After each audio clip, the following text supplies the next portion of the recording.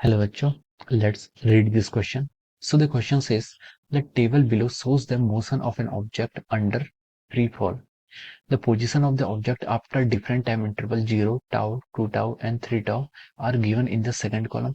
With reference to this table, the missing entries A and B are. हमें क्या बताना है यहाँ पर, जो आपकी मिसिंग एंट्रीज है A और B वो हमें फाइंड आउट करनी है। तो देखिए इस टेबल के जो सबसे फर्स्ट कॉलम में आपको टाइम दिया हुआ है, टाइम 0 टाउ टी टाउ करके आपको डिफरेंट डिफरेंट टाइम दिए गए। सेकंड कॉलम में आपको क्या दिया गया, डिस्प्लेसमेंट दिया गया, वाई मतलब क्या है, डिस्प्लेसमेंट अलोंग वाई एक्सिस। और थर्ड में हमें दिया गया displacement in terms of the Y naught के टर्म में डिफरेंट डिस्प्लेसमेंट गिवन है।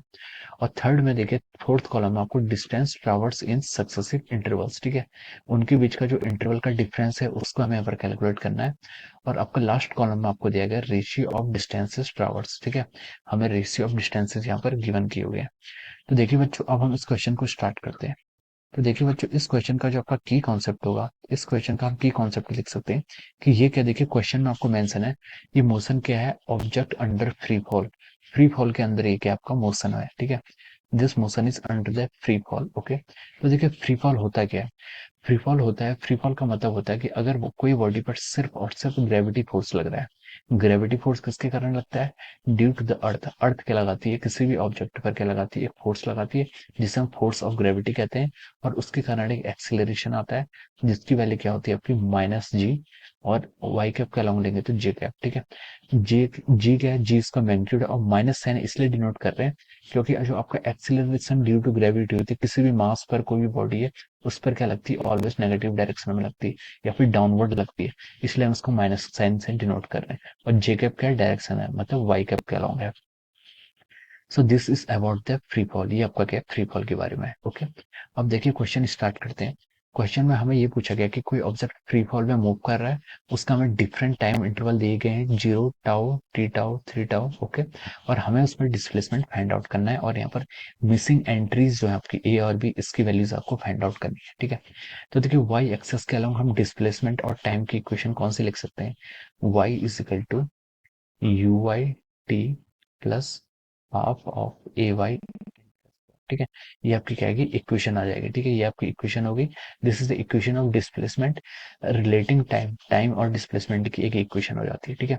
अब देखिए ऑब्जेक्ट क्या कर रहा है, फ्री फॉल कर रहा है, फ्री फॉल कर रहा है तो उसकी इनिशियल वेलोसिटी हम क्या करेंगे, जीरो कंसिडर करेंगे। उसमें जो आपका एक्सेलरेशन आएगा वो क्या आएगा, माइनस जी आएगा, यानी कि डाउनवर्ड डायरेक्शन में। तो देखिए डिस्प्लेसमेंट को हम क्या लिख सकते हैं, Y is equal to U Y, U Y आपका जीरो है, प्लस हाफ ए वाई की वैल्यू आपकी कितनी, माइनस जी। और टाउ, टाइम क्या आएगा, देखिए पहला टाइम इंटरवल कितना है आपका टाउ, तो हम इसको टाउ स्क्वायर से डिनोट कर रहे हैं, ठीक है। तो वाई की वैल्यू देखिए यहाँ से कितनी आ रही है, minus G tau square divide by two. Okay, ये आपका क्या फर्स्ट आ गया, इसको हमने क्या लिखा है, माइनस वन बाई टू को बाहर ले लिया, और जी टाउ स्क्वायर क्या गया आपका, ये कॉलम आ गया, ठीक है। So this is the displacement for any time, ठीक है। ये डिस्प्लेसमेंट को आप टाउ टाइम पे लिख सकते हैं ऐसे, ठीक है। This is the displacement at any tau tau, ठीक है। अब देखिए अब हम क्या देखते हैं, देखिए क्वेश्चन में हमें गिवन है कि इस वेलोसिटी को उसने क्या किया, फंडामेंटल माना है, वाई नॉट माना है, ठीक है, वाई नॉट माना है। ओके, अब देखिए सिमिलरली अब देखिए हम 2 tau 3 tau different time interval पे निकाल सकते हैं। अब देखिए जो आपको कॉलम में क्वेश्चन में आपको गिवन है, क्वेश्चन में जैसे आपको ऐसा कॉलम गिवन है, ठीक है। सबसे पहले देखिए आपको हम 3 टाउ पर देखते हैं, ठीक है, टाइम क्या आपका 3 टाउ आपका टाइम है। उस टाइम पर आपका डिस्प्लेसमेंट कितना दिया है, -9 1/2 इंटू जी टाउ का स्क्वायर। ओके, ये यहाँ पर आपकी जो आगे की एंट्रीज है Y in terms of Y naught हमें फाइंड आउट करना है, ठीक है।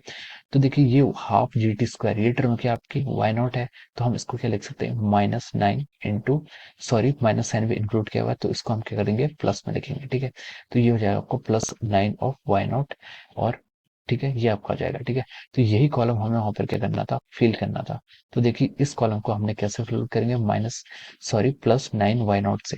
तो +9 वाई नॉट आपके किसकी वैल्यू हो जाएगी, ए की वैल्यू हो जाएगी, ठीक है। हमें क्वेश्चन में यही फिल करना था, ठीक है।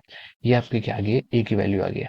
अब देखिए हमें बी की वैल्यू फाइंड आउट करनी है, और बी की वैल्यू फाइंड आउट करने के लिए हमें कौन सा टाइम इंटरवल दिया गया है, हमें दिया गया 6 टाउ वाला, ठीक है। तो देखिए 6 टाउ पे अगर हम इसकी वैल्यू कैलकुलेट करेंगे, ठीक है, तो कितनी आ रही है, -36 1/2 इंटू जी टाउ का स्क्वायर। ओके, उसके बाद आपका 36 वाई नॉट क्वेश्चन में गिवन है। उसके बाद हमें बी की वैल्यू निकालनी है। बी क्या है आपका बेसिकली, बी देखिए आपका क्या है, distance ट्रेवर्स in successive interval. Successive interval में हमें डिस्प्लेसमेंट देखना है, ठीक है। देखिए उससे पहले का मैं आपको बता देता हूँ, उससे पहले आपका देखिए y in terms of y not की वैल्यू यहाँ पर आपको गिवन है जैसे क्वेश्चन में। उसके बाद क्या आपका सक्सेसिव इंटरवल है, ठीक है। उसके बाद यहाँ पर आपका इंटरवल है। ओके, देखिए एक एग्जांपल लेते हैं, जैसे आपको 16 वाई नॉट की वैल्यू से हम स्टार्ट कर रहे हैं, ठीक है। 16 वाई नॉट, उसके बाद उसके आगे कितना लिखा है, इंटरवल कितना लिखा है, 7 वाई नॉट, ठीक है। 16 के बाद आपका 25 वाई नॉट है, फिर आपका कितना है, 36 वाई नॉट है। ओके, अब देखिए 16 और 25, अभी उसका मोशन क्या है, 25 वाई नॉट, और 16 वाई नॉट उससे पहला वाला है, तो इन दोनों के बीच में डिफरेंस कितना आएगा, 9 वाई नॉट का आएगा। तो 9 वाई नॉट आ गया। उसके बाद वाले में देखिए 36 वाई नॉट है, और उससे पहले कितना, 25 वाई नॉट। तो इन दोनों के बीच में कितना डिस्प्लेसमेंट आएगा, कितना आएगा, 11 वाई नॉट, ठीक है, इन दोनों का डिफरेंस। तो हमें यहाँ पर यही 11 वाई नॉट की वैल्यू फाइंड आउट करनी थी। हमने 11 वाई नॉट क्या कर ली, फाइंड आउट कर ली, ठीक है। This is the value of our B here, ठीक है। ए की वैल्यू कितनी आ गई, +9 वाई नॉट, और बी की वैल्यू कितनी आ गई आपकी, 11 वाई नॉट, ठीक है। तो ये क्वेश्चन काफी इजी क्वेश्चन है, इसमें ऐसा कुछ सच कुछ करना नहीं है। बस आपको सब कुछ क्वेश्चन में ही मेंशन है, ठीक है। बस फैक्टर्स आपको जो आपका उसका कोएफिशिएंट कैलकुलेट करना है, ठीक है। तो देखिए ए की वैल्यू कितनी आ गई आपकी, +9 वाई नॉट, ठीक है। और बी की वैल्यू कितनी आ गई आपकी, 11 वाई नॉट। ओके, तो देखिए ए और बी की वैल्यू हमें देखिए ऑप्शन ए में आपको ये ऑप्शन गिवन है, ठीक है। हम लिख सकते हैं कि ऑप्शन ए क्या है इसका राइट आंसर होगा, option A is correct. Option A में आपकी ए की वैल्यू कितनी दे रखी है, 918 दे रखी है, और बी की वैल्यू 11 वाई नॉट, ठीक है। तो option A will be the right answer of this question. So I hope you all understood this concept. All the best and thank you so much.